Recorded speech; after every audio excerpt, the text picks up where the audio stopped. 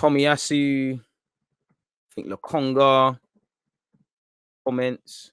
So I think we should just cover that. Let me find it. Where is them Lokonga comments? That's Mikel Arteta's press conference, which we're gonna get into.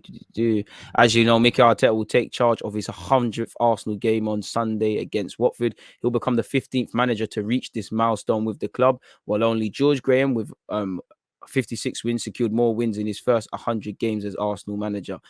As you lot know, Arteta has played 99 and has 53 wins. As Raz said, he could be at 54. Will you be reviewing the new Wenger film, DG? Of course. When is it out, though? Of course. Me, an excuse for Wenger propaganda? Come on, 100%, 100. You know this. But yeah, away from that though, folks, and hopefully Google Translate helps me out because again, I don't know about any of this. But Lokonga has had something to say, and Lokonga is an interesting one because for me, he's spoken about wanting to be a number 8. I don't think he has a snowball's chance of being a number 8. I think you are a 6, personally. But he's spoken, people, and he's given an interview. Again, Google Translate might not make no sense. Again, if it doesn't, it's not my fault. I can't speak Belgian, but quietly placed in his London apartment, Sambi Lokonga received us virtually this Thursday afternoon to discuss his departure from Anderlecht, his start to the season at Arsenal, and the Red Devils, obviously Belgium. His laughter is still communicated 4 months after having definitely emptied his locker in Norpeed. Again, let me scroll through all of these people. Again, Sambi, you experienced a change of universe this summer when you left Anderlecht, your training club, for Arsenal in the Premier League. He went on to say, it's clear I left Anderlecht, the house where I lived, almost everything for 10 years. Landing at Arsenal was a novelty for me, who'd had only known Valverde and Anderlecht. A transfer that was a bit late and dragged on in the home stretch. Did you have moments of doubt when you saw that the traffic light did not turn green? Not really. I knew Anderlecht wanted to make the most money. It was pretty normal. It also took a long time due to COVID. I was glad that everything was official and ended. Even when I arrived in England, I still had to respect the quarantine, which again, you remember it was a dragged out process. Make sure you're hitting the like button, people. It helps with engagement. You're commenting in the live chat and you're also commenting in the comment section of the actual vid. He went on to say, we hope that you would stay one more season with, I assume, Anderlecht, but it was no longer anchored in your mind. He said, I felt it was the right moment to discover a new environment after 10 years in Anderlecht. I needed change to keep progressing. And then the fact that certain elements leave the club, like Lucas Nemecha, played a role. If I had been guaranteed that we would keep the same framework as at the start of last season, maybe I could have stayed an extra year. Anderlecht gave me a lot. I am very attracted to the club. It runs in my blood. But there, I said to myself that we still take time before new players understand the coach system. So I said to myself, it was time to look elsewhere. So he wanted to make the jump up. Your choice fell on Arsenal after a good discussion with Mikel Arteta, the coach of the Gunners, and Edu, the sporting director. The discussions made things easier and reassured me. I was almost a little bit surprised that they knew me so well. Even now, with the data, all the club have a lot of data on each player. During the discussion, the coach made it clear to me that he was counting on me. He told me that I would have playing time, which was important to me, and that was up to me to perform on the field to have as much as possible, which is fair enough. You get your chances taken, and I think you have seen a bit of up and down with Lokonga. I think there's still a lot he needs to work on. I actually think in an ideal world, Lokonga would see a lot more of the bench, but we need him to hit the ground running. He's going to have to learn on the job, really and truly.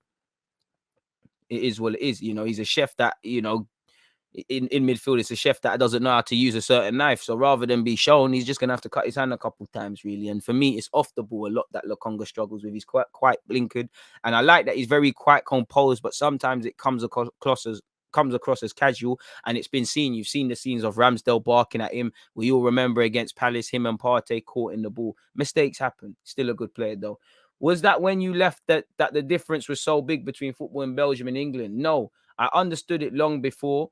That from the very first training session, from my first ball with my teammates even, I felt that the intensity was quite different than in Belgium. It remains the same football and the same principles with controls and passes, but everything has to be done faster, something that I think, again, that's kind of what I was alluding to, much faster, because the spaces are closing and the opponents are pressing you fast. So you have to act quickly when you have the ball. After a few months in England, I feel more and more comfortable, even though I'm not yet at my best. That's understandable. Don't expect you to be at your best. You're still in your early 20s. You've only been here for 2 seconds. You're still adapting.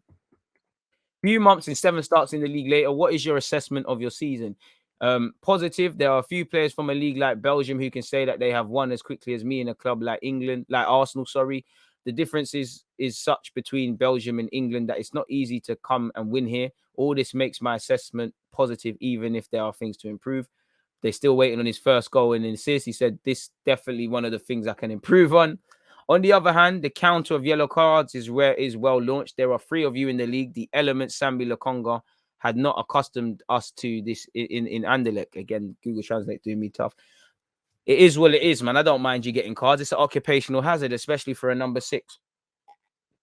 He said it's true, but in England, it's another level and another championship. Here, sometimes you're forced to slow down or break the opponent's game. If you don't, on the counter attack, there was a lot of chance that will end up in a goal. So sometimes you have to stop an opponent to help the team. I don't think we make enough tactical fouls. We have a lot of players who are nice on the pitch. As a defensive midfielder, I have to lead by example in my aggression, do the dirty work. If we're not mean on the pitch, who's going to be? And that's true, bro. Fuck all this nice guy thing. Apologies for my language. Does this Premier League, which almost all professional footballers want to integrate into their careers one day, meet your expectations? Before I came here, I had my doubts that the Premier League was the best league in the world. But now that I'm here, I'm convinced of it. Everything is bigger here. I was particularly amazed by the quality of the lawns, which the grass, and then inevitably there is the quality of the opponents. It really is the best. You always have to go all out. In Belgium, when you play at the bottom of the ranking, you can afford to be at 80%. In England, it's impossible. If you're not at 100%, it's better to not step on the lawn. So that's true. This was seen during the first 3 days when you did not take a single point. He said it was a difficult time for the players. We were very criticized after these 3 matches. We had to be strong in the head and continue to believe in ourselves, but we must not forget who our opponents were at the start of the championship. Of course, in Brentford, I can admit it was a game we had to win, but then we played against Chelsea and against Man City. After these 3 matches, we were aware that we had to bring back points and win matches. We managed to do it, and we must continue our momentum with the arrival of Watford on Sunday. A team that is looking for a bit at the start of the season, young players and a coach with little experience. It makes one think furiously at Sporting Anderlecht. It's true, we have a lot of players in the squad who come from Arsenal Academy. I really like Smith Rowe and Saka, who stand out a bit. And then there's a young coach who's trying to implement his philosophy. Finally, passing from Company to Arteta, you went from one to another in it. The transition has helped me. It was a good thing for me. In their coaching, they look very similar. In the way you watch and analyze a game, there are some similarities between them. They are quite close, although there are still a few differences. Arteta is more involved in training and some exercise with us, what Company did at the beginning, but not at the end. So it seems like Company delegates. Company said to him, I just realized his most important contribution without telling me. He prepared me for the Premier League. Sometimes in Anderlecht, he would call me into his office. He was showing me play sequences, telling me I had to be more aggressive or that I had to do this or that. He also told me that on a long ball, I also had to sprint to be present in the area where the ball was going to fall. If you don't do it in England, you are dead. Without me knowing it, it really prepared me for the English Championship. I wouldn't have adapted so quickly to England without him. Obviously, he spoke about potentially being called up to Belgium. He said, he ain't spoken of it now, and he obviously spoke about he spoke about his disappointment of not being called up for the Nations League. He said, in all seriousness, I expected not to be called out for the Final Four. It was a smaller group than the last few times, and I know the coach is not the type to make a lot of changes from one selection to another. This did not prevent me from following the 2 meetings. I was particularly sad for Alexis Salamancas because he was very close to scoring a goal, but his shot hit the bar. He spoke about Belgium. It's not relevant to us people, so I'm going to air all of that. Where is Tomiyasu's people? Tomiyasu, 1 minute Emerson Royal says he rejects his Arsenal. Tomiyasu has said, I thought I was going to Spurs. Tomiyasu admits he nearly joined Arsenal's arch rivals on deadline day, and we would have had to call you overrated. And he signed for 16 million quid, 22 million euros. What a deal for the 22-year-old on this 4-year deal. And you'd imagine he signs an extension or an improved term not before long. I thought I wasn't able to join Arsenal. I thought I was going to Spurs on deadline day. The move broke down. Tottenham asked me to join them. Arsenal asked me to join them. Apologies, definitely not. And I did immediately. And we know what we liked about Tomiyasu. We know he's a nice guy and whatnot. Sorry, what's all of this?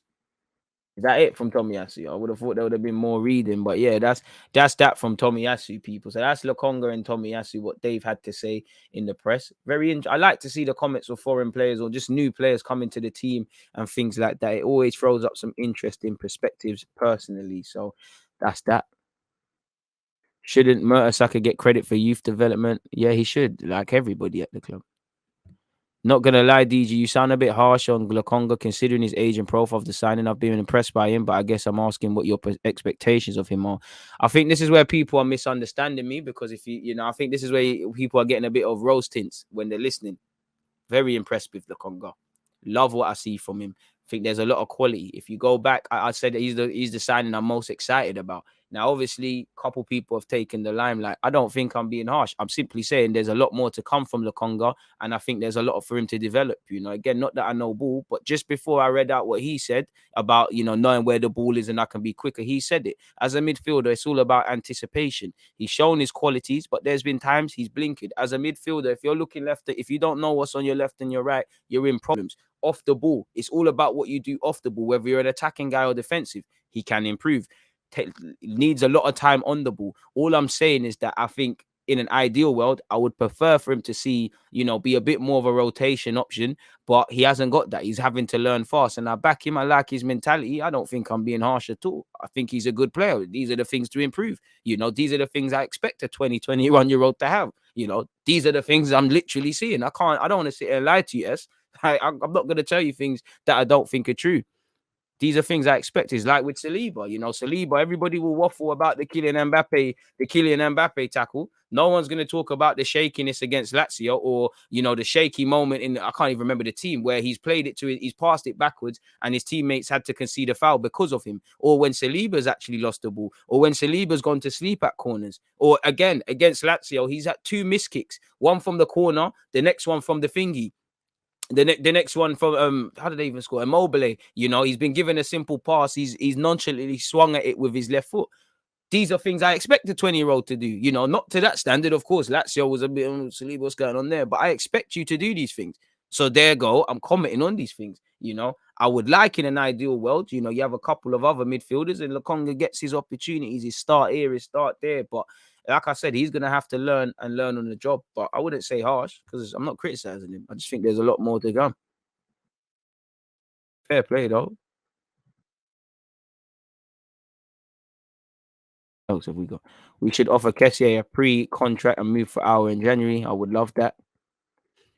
Big up the DG Nation. Shout out the members that are out here in their things. Members, I'm seeing Alexander, I'm seeing AM, I'm seeing hella guys. But when I ask you lot for your Q&A questions, you lot don't speak. Again, I can't do the Q&A this week because there's not enough questions, really. Shout out to the 4 people who asked it, people. So members, check out the community tab. It's not by force.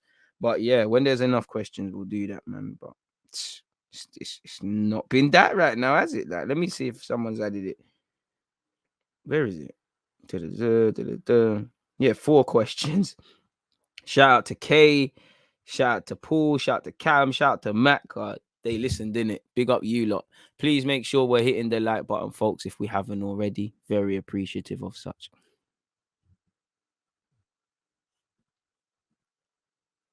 Critical analysis is not hate, just analysis in both good and bad. And that's the thing. When I'm waffling about these lots of abilities, no one says nothing. But when it's something else, oh, DG, what's up? What's up? You being harsh? Football's harsh, man. Arsenal, we've experienced harshness, man. I like Suleiman and it's nice to see that, man. The club should try and build bridges with Wenger. He's clearly harboring some resentment. Give him a statue and ceremony. Let him leave again on good terms.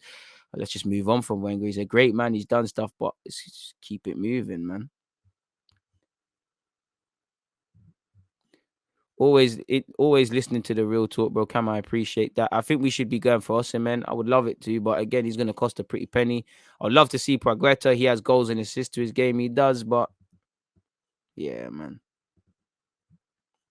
I'd rather just go for the Gimares and these sort of guys, if I'm completely honest with you. Should we look at what Mikel Arteta has had to say in his press conference, folks? It's only right. It's only right.